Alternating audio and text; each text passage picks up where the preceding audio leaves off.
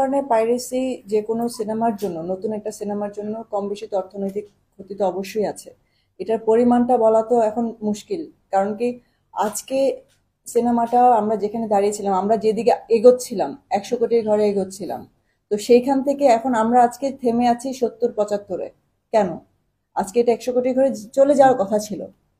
তো এটার মানে এটা খুব ঠান্ডা মাথায় একটা প্ল্যান করে করা একটা কাজ।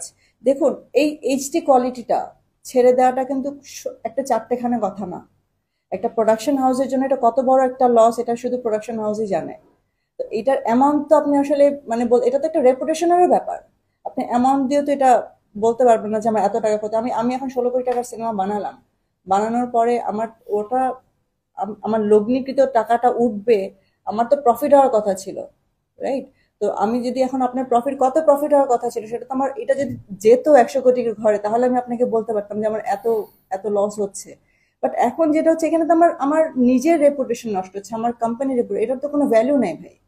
এটা তো আমি ভ্যালু দিতে পারবো না। আর এই এত ঠান্ডা মাথায় করা একটা কাজ, বরবাদ প্রথম দিন থেকেই যেভাবে করে একটা সারা পুরো পুরো বাংলাদেশে তুলেছিল, বরবাদ তো 100 কোটি কেন, এর চেয়ে বেশি করারই কথা ছিল ইন্টারন্যাশনাল সহ। এখন ইন্টারন্যাশনালে গিয়ে পাইরেসির পরেও আলহামদুলিল্লাহ ভালো চলছে, বাট এর চাইতে ভালো চলতে পারতো, এর চাইতে ভালো হতে পারতো। যারা খুব আগ্রহ নিয়ে সিনেমাটা দেখতো, তারা তারপরে সিনেমাটা যেয়ে দেখছেন, কারণ তারা ছোট স্ক্রিনে দেখে ভালো লাগছে না। বাট নতুন একটা জিনিস আপনি যখন দেখবেন প্রথমবারের মতো, সেটার যে ইন্টারেস্টটা থাকবে, আর একবার আপনি দেখে তারপর সিনেমা হলে গিয়ে দেখছেন। যারা সিনেমা হলে দেখেছেন তারা 3-4 বার, 5 বার, 12 বার, 13 বারও আছে, আমরা অনেকে দেখেছেন 12, 13, 14 বার। তো ওই রিপিট ক্লায়েন্টসটা তো আমরা হারাচ্ছি, রিপিট কাস্টমার হারাচ্ছি সিনেমা হলগুলো। তো এটা তো লস, এটা সিনেমা হল শুধু আমার লস না, এটা সিনেমা হলেরও লস। তো এখানে যদি আমি বলি যে শুধু আমার লস, আসলে লসটা তো আমার একার হচ্ছে না, লসটা তো সবার হচ্ছে। তো লস, মার্কেটেরও লস হচ্ছে। আর এইভাবে যদি পাই, আজকে বরবাদ হয়েছে, কালকে এর চাইতে বড় সিনেমা আসবে। তো ওই সিনেমাগুলো যদি এরকম হয়ে যায়, আমাদের এই ভরসার জায়গাটা কোথায়, যাদের কাছে আমরা দিচ্ছি সিনেমাটা ডিস্ট্রিবিউট করতে? তো ওখানে ছাড়া তো এইচডি কপিটা যেতে পারে না কোথাও। আমি এমন অনেক দেখেছি যে অনেকে মানে অনেকে মন্তব্য করেছেন, অনেকে কমেন্ট করেছেন যে আমরা কি করছি, আমরা কেন হাতে হাত দিয়ে বসে আছি, আমরা কিছু বলছি না, হয়তো বা আমরা আমরা করছি। আমার প্রশ্ন তাদের কাছে যে আমরা যখন কাজটা করবো, আমরা চাই একটা সুষ্ঠু তদন্ত হোক। আমরা কি প্রত্যেকটা মোমেন্ট আপনাদেরকে জানাবো যে আমরা কি করছি? তো তদন্তটা যেন আমাদের ভালো না হয়, যারা এটা করেছে কালপ্রিট যারা, তারা বের হয়ে চলে যাক। আমরা কিন্তু এর জন্য কাউকে কিছু জানাইনি। আমরা যেদিন রাতে আমরা জানতে পেরেছি, সেদিন থেকেই আমরা এই ব্যাপারে পদক্ষেপ নিয়েছি। 30 তারিখ রাতে আমি ওনাকে মেসেজ করেছি, ভাইয়া এটা হচ্ছে, জুয়েল ভাইকে।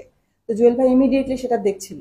1st মে থেকে আমি রিপোর্ট করেছি, 2nd মে থেকে সব নামানো, 1st মে থেকে নামানো হচ্ছিল, এবং 2nd মে থেকে উনি যতটা সম্ভব, মানে যেটা ম্যানুয়ালি ম্যানুয়ালি অটোমেটিক্যালি যতগুলো নামানো যাচ্ছিল নামিয়েছেন। তো এখন আমার কথা হচ্ছে যে আমরা তো কাজ করছি, আমরা তো বসে নেই, আমরা তো আজকে মামলাও করেছি। তো এই ব্যাপারগুলোতে যদি আপনারা প্রশ্ন করেন, কেউ কেউ বলছে যে আমি আম, কোন একটা কোম্পানি, আমি কোনো জুয়ার কোম্পানিকে বেচে দিয়েছি। আপনারা কি বলতে পারেন যে এই ভিডিওগুলো এখন প্লে হচ্ছে, একটা জায়গায় কোনো স্পন্সর বা কোনো বেটিং কোম্পানির কোনো লোগো আছে বা কোনো অ্যাডভার্টাইজমেন্ট আছে? কেন নেই? যদি আমি সেটাই করতাম, আমার যেটা করার হতো, তাহলে আমি এতদিন পরে কেন করলাম? আমার তো তাহলে অনেক আগে এটা হতো। বাট কেন এই প্রশ্ন সাধারণ মানুষের মাথায় এতটুকু এতটুকু মানে সেন্স বলবো আমি যে নেই, যে ওনারা আসলে বুঝতে পারেন না যে এটা একটা কোম্পানির জন্য কত বড় একটা প্রপার্টি। আর আমি তো বাংলাদেশের জন্য এটা, যেহেতু বরবাদ একটা বেঞ্চমার্ক ছিল, এবং সামনে আরো অনেক সিনেমা আসবে যেটা বরবাদকেও ছাড়িয়ে যাবে। তো সেখানেও যদি এরকম হয়, তখন আপনারা কি বলবেন? এখানে আমাদের বিশ্বাসটাই হচ্ছে সবচেয়ে, আমরা যাদেরকে দিই তাদের প্রতি আমাদের তো এতটুকু ভরসা রেখে কাজ করতে হবে, নাহলে আমরা কাজ করব কি করে? আপু, এই যে বললেন যাদেরকে দিয়েছি, এরা কারা? মানে এই ইন্ডাস্ট্রি সংশ্লিষ্ট কেউ কিনা? আপনার আপনাদের কি ধারণা কি? পরিবেশকদেরকে আপনি ইয়ে করছেন কিনা, মানে আপনি একটা ভালো এখন বলছিলেন যে ডিস্ট্রিবিউটর হ্যাঁ, পরিবেশক এখন এখন এটা নিয়ে আমি মন্তব্যের জন্য করব না। যে এটা যেহেতু তদন্তে আছে, চলছে, তো তদন্তে বের হয়ে আসুক, সেটাই থাকবে আমার মানে মেইন। তদন্তে বের হয়ে আসলে আপনারা নিজেরাই জানতে পারবেন। এখন আমি কার উপরে বলবো, কার উপর আঙুল তুলবো? এখন তো অনেকেই আছেন, কার উপর আঙুল তুলবো আমি? আপনি মনে করছেন দেশে না বিদেশে? অবশ্যই এটা দেশে, কারণ আপনারা যদি কপিটা দেখেন, কারণ বিদেশে আমরা যে কপিটা দিচ্ছি, এটার সাথে বিদেশের কপির সাথে অনেক ডিফারেন্স আছে। কারণ আমরা যেই ফুটেজগুলো দিতে পারিনি বাংলাদেশের আইনি কারণে বা আপনার কি বলে এটাকে সেন্সরের কারণে যেটা দিতে পারিনি সেটা আমরা বিদেশে দিয়েছি। তাহলে এই কপিটা তো, এই ব্লার করা কপিটা তো বিদেশে ছিল না, বিদেশে প্রত্যেকটা কপি আনব্লার করা ছিল। তাহলে এই ব্লার করা কপিটা গেল কোত্থেকে? একমাত্র বাংলাদেশ থেকে। তাহলে যতই আমরা বলি না কেন, আর এতদিন কেন ওয়েট করেছে? যার কাছে এইচডি কপিটা ছিল তার কাছে প্রথম দিন থেকেই ছিল। তারা ওয়েট করেছে এটার জন্য, এটা বলার জন্য যে বিদেশ থেকে এটা কপি হয়েছে। আসলে এটা বিদেশ থেকে কপি হয়নি। যারা বাংলাদেশে বসে আছেন তারা জানেন না যে বিদেশে কোন কপিটা গিয়েছে, এবং যারা বিদেশ থেকে দেখছেন তারা জানেন না যে বাংলাদেশে আসলে কোন কপিটা আমরা ডিস্ট্রিবিউট করেছি। তো এর জন্য আমাদের বিদেশে রিলিজ হওয়ার জন্য, ইন্টারন্যাশনাল রিলিজ হওয়া পর্যন্ত তারা অপেক্ষা করেছেন যে ইন্টারন্যাশনাল রিলিজটা হবে, কিছুদিন যাবে, তারপর তারা বলবে যে এটা ইন্টারন্যাশনাল থেকে পাইরেসি হয়েছে। আসলে ব্যাপারটা কিন্তু তা না। মামলা কি করেছেন, কাদের এরকম নাম কি? মামলা আমরা করেছি, মামলা আমরা আসলে কারোর নামে করিনি।